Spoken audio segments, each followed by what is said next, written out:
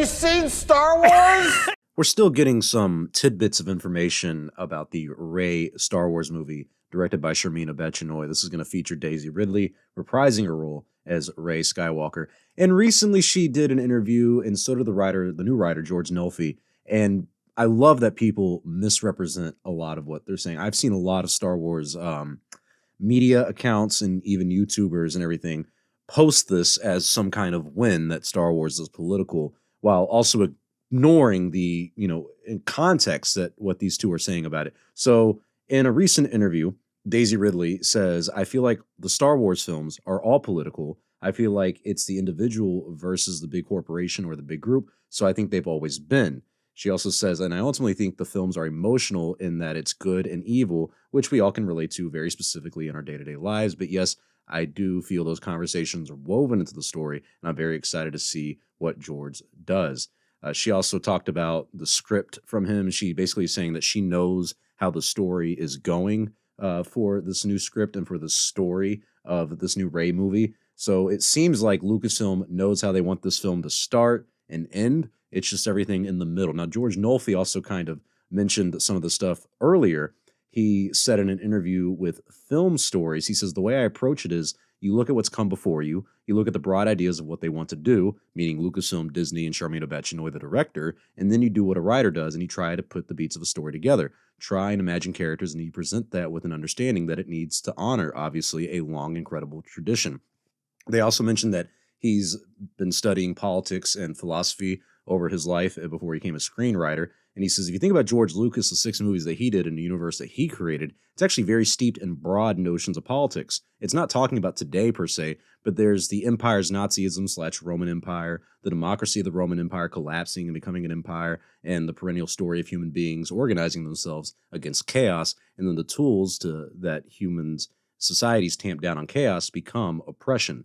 So that's very core to what I think George Lucas was talking about. And one of the wonderful things about science fiction and Star Wars, which is as almost science fantasy or space opera, is that you can raise the deepest issues without it feeling like a philosophy class or political science class or something I read in the newspaper today. It can be about real things, deep things.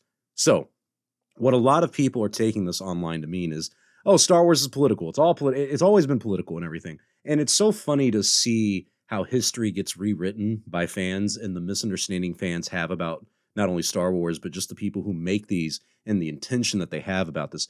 When saying something is political because it has a war in it is almost just dumb. It's one of those things where it's like, yes, I guess you can say everything's political. That's what they make it into. Everything's political nowadays. And that's what some of these fans are trying to push on us now, where they're saying, well, Star Wars is political. And they're only saying that because they believe that Star Wars is politically adjacent to their political views, but it's not. Star Wars has always been interpreted by people, even back in the 70s and 80s, in any way they want. People back in the 70s, 80s, a lot of these film scholars and film critics actually criticized Star Wars for being conservative. Believe it or not, they actually criticized it for being conservative because the complaint was you are looking and longing for a past that either never happened or isn't here anymore. When you watch the original Star Wars movies, it's the longing for some nostalgia feelings and everything like that. That is a conservative ideology is what people were saying back then. People would criticize Lucas for not being political. Even when it came to the original Star Wars movies and even the prequels, a lot of these film scholars and film critics would say Lucas is just doing the most basic of political commentary.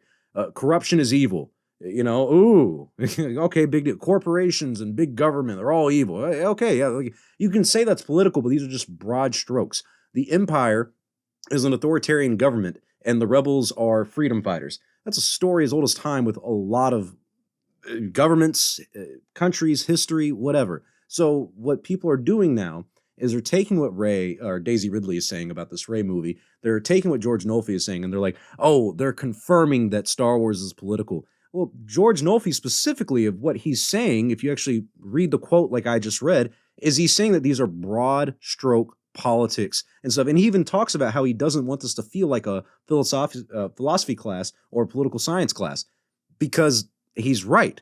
This is supposed to be something you can easily digest. This whole everything is political, Star Wars isn't political, but it's always been political, and it's good that it's political. These kind of arguments are not only disingenuous, they actually damage the brand a little bit more. And you see it happen over time where people start looking at these things and they're like, well, it should be political. Well, once you start putting politics into it, a lot of people tune out because, believe it or not, when you go to watch these movies, these Star Wars movies, you want to escape from the real world. So what George Nolfi is saying is actually incredibly smart to say you should be able to watch this and see small instances of politics of, oh, there's this big corporation that's running the galaxy now, and they're raising the rates on everybody and they're not paying their workers anything, whatever the hell. You could say that's political, and I guess sure you'd be right, but in the realm of Star Wars, it's not supposed to be reflective of what we have going on today. So I'm very happy George Nolfi came out and said this. Even what Daisy Ridley said is fine or whatever and everything like that. For me, Star Wars is just good versus evil. The politics of it is a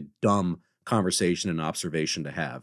Okay. So it's disingenuous of a lot of these influencers in the Star Wars fandom and media sites to report and say that both of these people are saying Star Wars is political because they're taking that as a dub and saying, oh, see, Star Wars was always meant to be political, but they don't read the actual part where they're saying this isn't very political, honestly. And what George Nolfi said also confirms what I was hinting at earlier is that Disney and Lucasfilm know what they want from this Rey movie.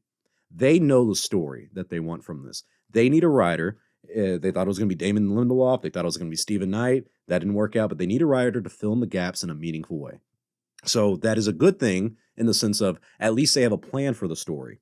The bad thing is we're on our third writer, and we really don't know how this is going to go. George Nolfi's approach and what he just said about it gives me a little bit more confidence and everything.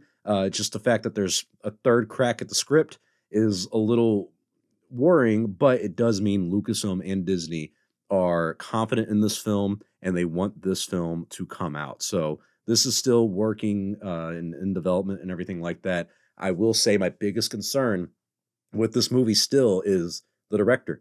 They constantly mention this is going to be Sharmeen Obaid-Chinoy's feature film debut. It's an insane thing to take a director like that who already gave you a little bit of a bad PR when they started announcing her as the director and everything.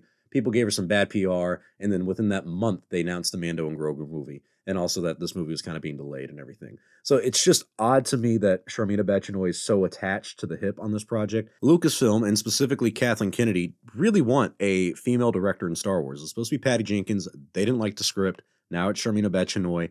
I'm just worried about the choice. I don't understand how you can have a talented director like Bryce Dallas Howard being at Lucasfilm for the past 6 years and doing 3 separate shows, now 4, and you still have not put her as the director of a Star Wars movie. It makes no sense to me, but tell me your thoughts in the comment section below. What do you think about this whole debacle about Star Wars is political, even though George Nolfi, the writer, is clearly stating that it's supposed to be broad notions of politics, not whatever these people are trying to interpret it as. And do you think this Rey movie is actually going to come to fruition? Because we're on our third writer now, and it's still going through, but man, people are doubting it and people are worried about it. Tell me your thoughts in the comment section below. Leave a like to support my channel. Subscribe if you want to see more Star Wars only content. And I'll see you all next time, my friends. And may the Force be with you always.